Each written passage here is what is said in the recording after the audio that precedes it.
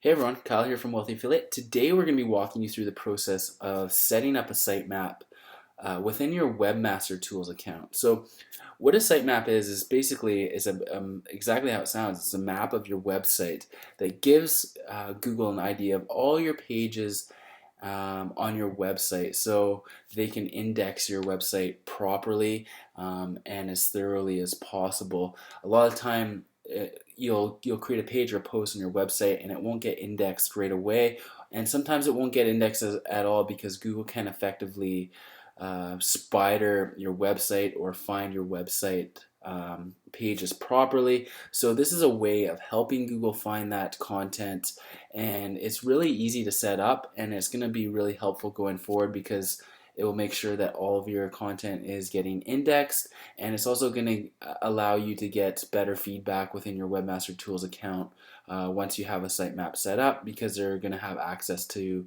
more pages and posts within your actual website. So today I'm going to be walking you through the process of setting this up, and it's going to require the addition of a brand new plugin on your site. It's very easy to do.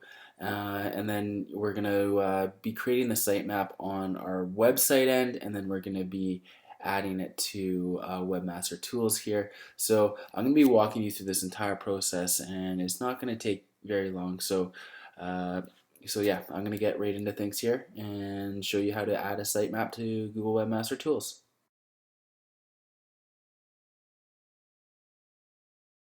So the first thing that I'm going to want to do is create an XML sitemap.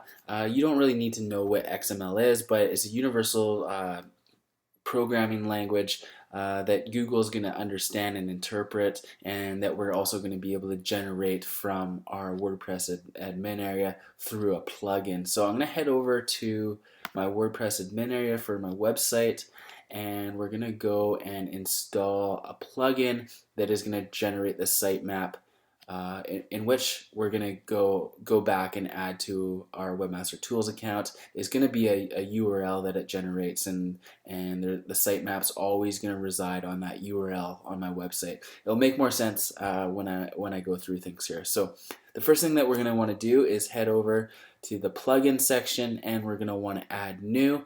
You can also access the plugins page by clicking plugins, and then you can add new through there, but I'm just going to do it through the menu here. So the plugin we're going to want to add is called Google XML Sitemaps. So you want to make sure that you choose the plural version of sitemaps. There's several plugins dedicated to creating sitemaps, and this is the most popular one. I think it's been downloaded over 2 million times or something, but that's the one that you want to use. So make sure you use the plural version of Google XML sitemaps when you're looking for it.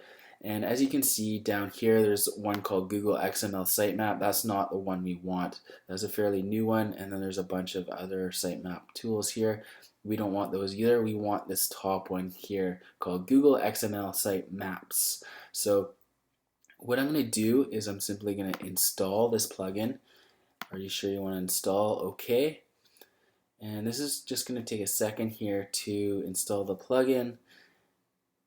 And as you can see, it's been installed, and then we're going to want to click the activate plugin. We're going to want to activate it,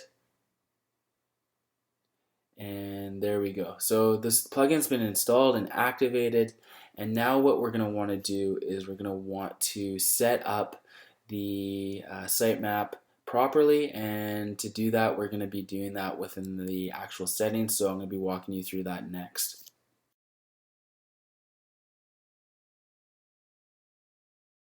So the next thing we're going to do here is we're going to head over to the settings section for this particular plugin, and to access these settings we can either do so through the plugins page, and if you go to Google XML Sitemaps you'll see settings here, or it's also within the settings menu. You scroll down and you're going to see it under XML Sitemap, so I'm just going to access it through there, and this is the page where all your sitemap settings are located, and there's quite a few different settings. What we're going to do is we're just going to leave the settings as is, but I'm going to quickly walk you through what a lot of these things mean, just so you have some clarity on the sitemap setting layout. So there's some basic options here at the top. Actually, first, this is the URL that you're going to be submitting to Google at the very top. You can see my website URL /sitemap.xml. So we're going to be submitting that URL over to Google so they know where to find the sitemap. Every time you update your website, your sitemap's also going to be updated. So Google's going to know when your website's updated automatically, because your sitemap's always going to be kept current now that you have this plugin installed, which is really awesome. So there's some basic options here. Notify Google about updates about your blog, Bing, and this is also going to be Yahoo as well because they share the same search. And add sitemap URL to robots.txt file. You don't need to know about that, but that's that's what you want. So, and then there's just some HTML settings here that you don't need to be too concerned about. And if you scroll down here, you're going to see post priority. And here's where comment count and comments and engagement on your site really come into play, because Google's going to look at the comment count of your pages and posts on your website, and it's really going to determine, in this case it's posts, but it's going to determine when it should look at your content again and re-index it based on comment count. You can choose comment average, or you can choose don't use any automatic priority. But if a page is active and is getting engagement, something that we're always going for, the comment count's obviously going to go up, and it's going to create priority within Google's sitemap indexing, and it's going to it's going to lead to better rankings as a result. Sitemap content, so you can choose what you want to include. Leave that as is. Include a homepage, post, static pages, and your last modification time. So if you update your content, you should be letting Google know. You can exclude pages, like for PPC. If you're if you're running PPC campaign and you have hidden pages that you don't want to Google to know about, you can exclude pages from your sitemap altogether. And then you can have like post IDs and URLs as well there. And change frequencies, you can leave that all the same. Basically, it's just telling Google how often to crawl. This is just kind of a rough guideline. You can't really tell Google when they're going to crawl. They're going to do it when they want to do it, but you can give them an idea of when you want to crawl. If you say hourly, it could be daily or every couple of days that they're crawling. So this is just giving them a rough indication of when you'd like them to crawl your website. You can leave that the same. You know what? One thing that I would recommend is that you do get them to crawl your posts daily. In particular, if you're adding content quite often, you could even do weekly.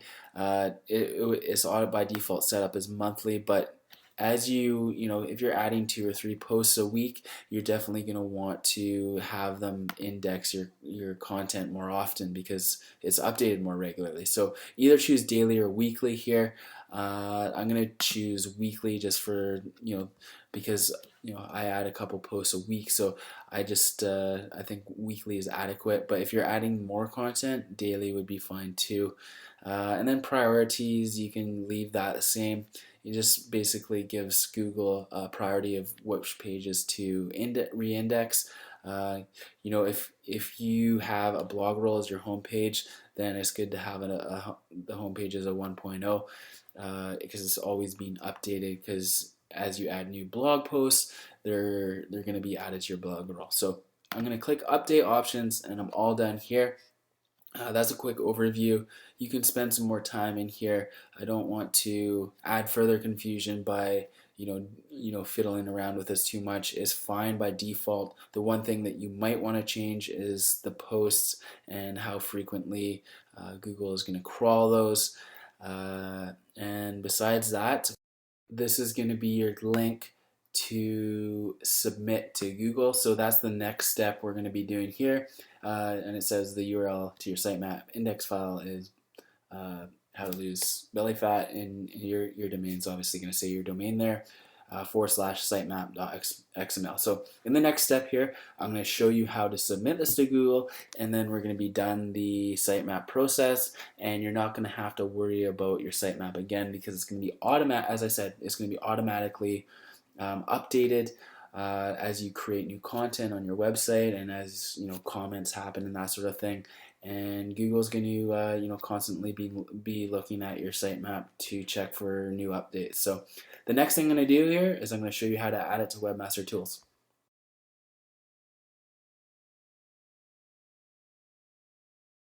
I'm going to head over to Webmaster Tools now, and here I am within my Webmaster Tools account. You can see my site profile has been set up here. And again, to access your Webmaster Tools, of course, you're going to need a Google account, and you're going to need Webmaster Tools set up already.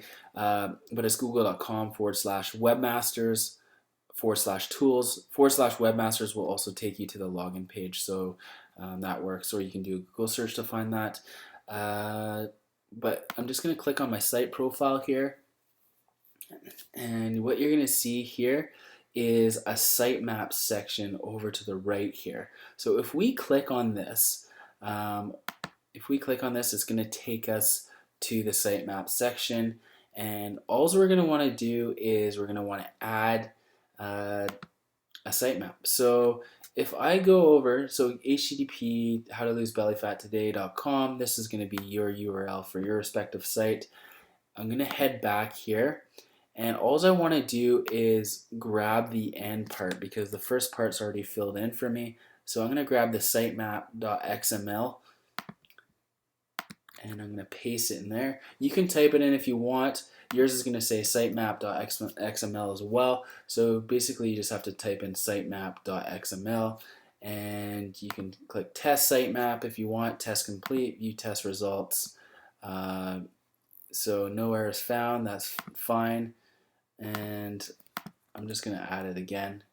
The testing won't actually submit it, so you want to submit your sitemap, and then refresh the page here. So there's my sitemap.